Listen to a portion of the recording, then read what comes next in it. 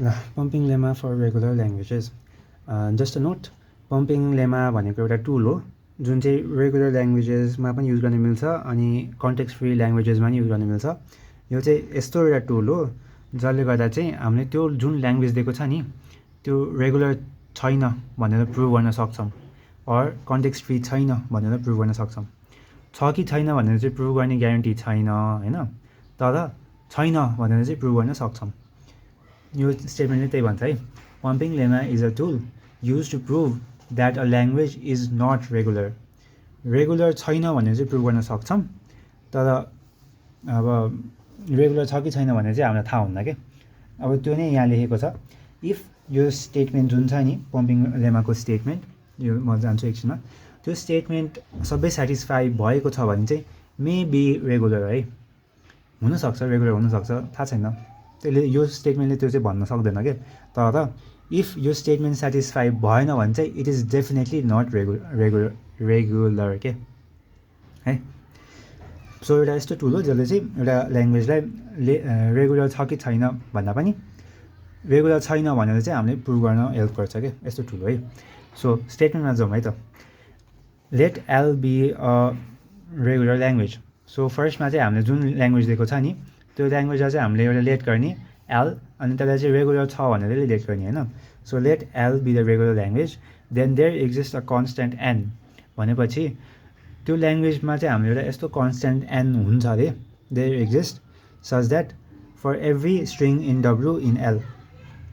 भनेको मतलब हामीले एउटा जुन एल सपोज एउटा ल्याङ्ग्वेज दिएको छ, हामीले चाहिँ एनको भ्याल्यु एउटा ऱ्यान्डमली लिने क्या, जुन पनि जे पनि लिन मिल्छ है।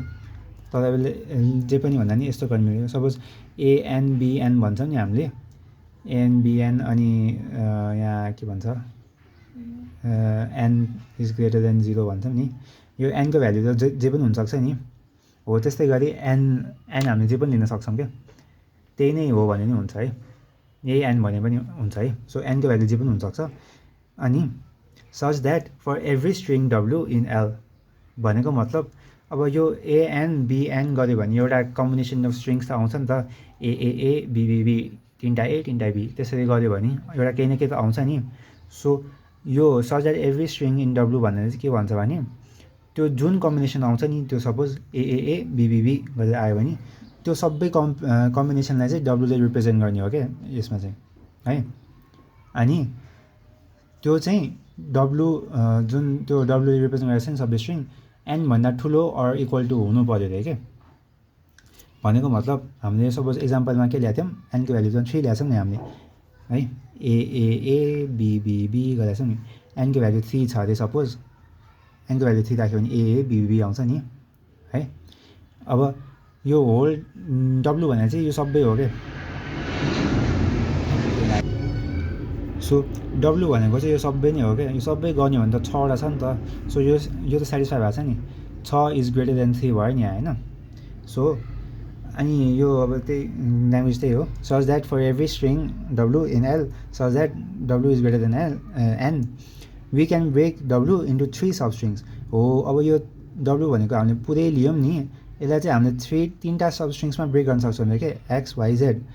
अब एक्स वाइ जेड पनि गर्न पायो, अर एनी कम्बिनेसनले हामीले जे होस् यो यति 6वटालाई हामीले 3वटा सब स्ट्रिङमा ब्रेक गर्न सक्छौँ अरे के है। सच द्याट यो कन्डिसन पनि म्याच हुनु पऱ्यो।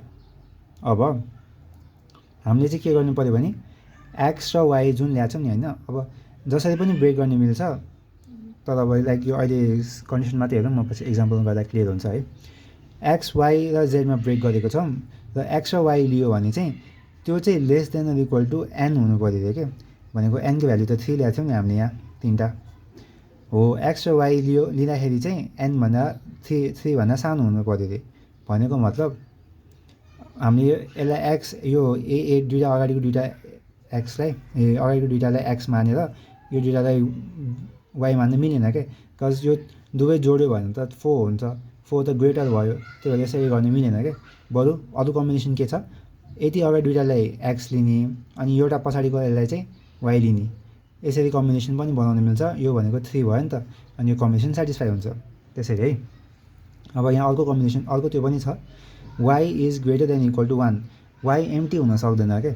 सपोज मैले तीनटा एलाई एक्स माने, वाइलाई खाली माने अनि तीनटा बीलाई जेड माने, त्यस्तो गर्न पाइँदैन अरे के। वाइमा केही न केही एटलिस्ट एउटा चाहिँ हुनैपर्छ अरे। अब हाम्रो यही इक्जाम्पलमा के थियो, एक्सलाई चाहिँ 2टा ए मानेको छु मैले, वाइलाई एउटा ए मानेको छु नि त, सो दिस इज भ्यालिड के। त्यसरी बुझ्यो है। अनि for all I is greater than 0 एक्सको पावर एक्स वाइको power I Z is also in L. अब यो चाहिँ के भन्न खोजेको भने वाइको पावर चाहिँ जति पनि हुनसक्छ होइन, 0भन्दा ठुलो हुनु पऱ्यो, जति पनि हुनसक्छ। अनि इफ हामीले यो आईको पावर जति पनि राख्दाखेरि पनि अनि यो एलमै छ भने यो तिनटै स्टेटमेन्ट चाहिँ बल्ल सेटिस्फाई हुन्छ। अनि तिनटै स्टेटमेन्ट सेटिस्फाई भयो भने चाहिँ मेबी रेगुलर हुनसक्छ। तर यो तिनटा मध्ये एउटा पनि ब्रेक भयो भने यो सेटिस्फाई हुँदैन, त्यसले गर्दाखेरि चाहिँ डेफिनेटली नट रेगुलर भनेर प्रुभ हुन्छ क्या।